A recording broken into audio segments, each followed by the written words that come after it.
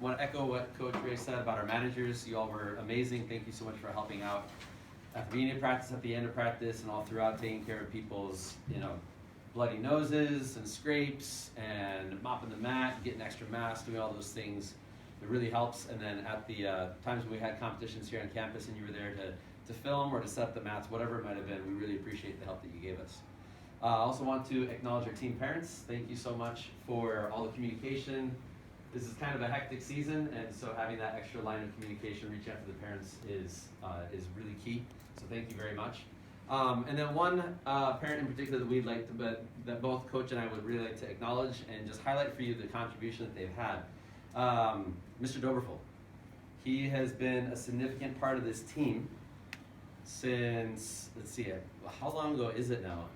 I think 6 or 7 years. 6 or 7 years. I don't know if you realize this, but for many of those years, Mr. Doberful has been at every match.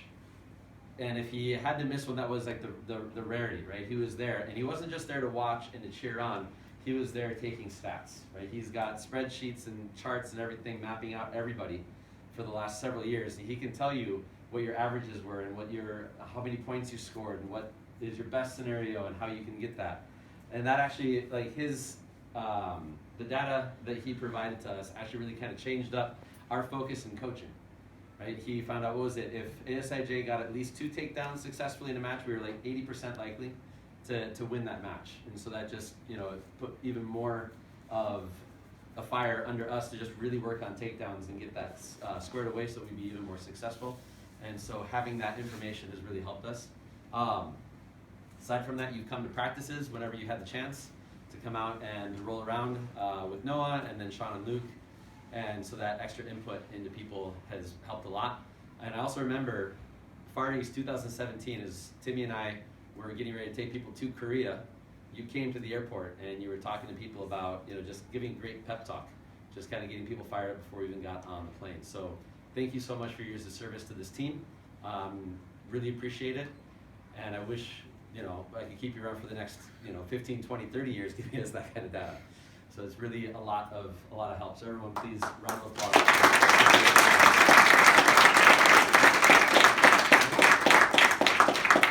So our season ended abruptly, right? And there's a lot there that we could be bitter about. There's a lot there that we could be resentful about. And you kind of have to come face to face with those feelings, right? We're not all just meant to be happy, cheerful all the time. Stress happens, disappointments happen, and then it's how you deal with that, right? That helps you overcome and take the next step. I've been trying to reach out to people, especially the seniors, just kind of touch base with them, especially if they've been on the team for several years.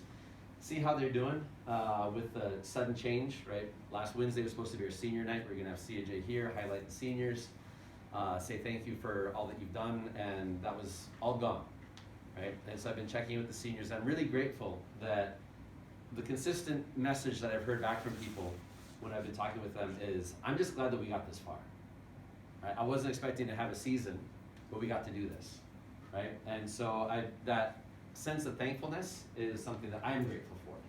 So thank you, seniors, for modeling that and leading by example on that. Freshmen, like Coach Ray said, you're moving up, right? Next year you'll be sophomores. You've got a little bit of experience under your belts, and so you've got an idea of what's going to happen in practices and also in competition.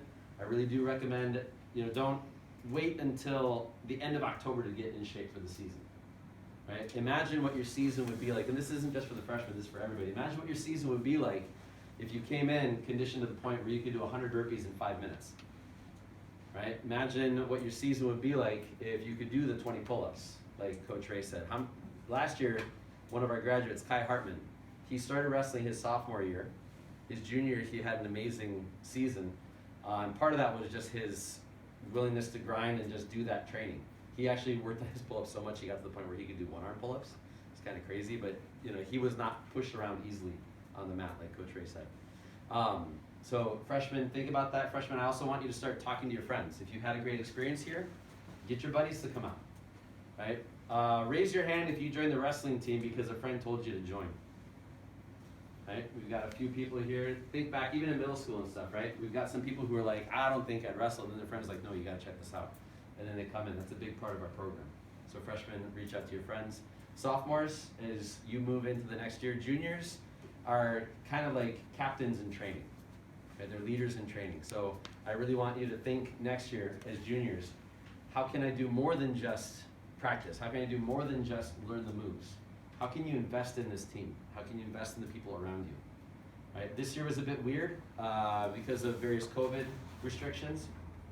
Once you had a practice partner, you had to stay with them the entire time. In a normal season, in a non-COVID season, you'd be wrestling a variety of people, and you get to really know the people around you really well. So I'm hoping and praying that next year that things will be like that, so you get a chance to get to know more people. But sophomores, as you step into more roles of leadership, don't just think about improving your own skills. Think about, like, how can I take care of that kid who's new, that doesn't know much about wrestling yet? How can I reach out and help that middle school kid who's looking kind of scared because all the high schoolers are really big, right? Juniors, next year, it's your year as seniors. Again, hoping and praying that COVID kind of burns itself out and it's done and it's not a factor. It'd be nice if we could wrestle to the ground from the start of the season. It'd be really nice if we could do it without masks. No idea what the future holds, as we saw Omicron kind of threw everything out of whack for us. But I'm intending on planning a season just like normal. So I hope you come in ready to go. And then seniors, thank you so much for what you've done, right? Whether this was your first season or it was something you've been doing since middle school, I really appreciate what you've been doing, okay? Just trying to organize my thoughts about the things I want to say. Want to highlight a few people in particular. Actually, taking a step back from that, don't have a schedule written out in my head yet. I told the captains that they wanted to share something, they could. There's no pressure. Charlson out there, do you want to say anything or any advice?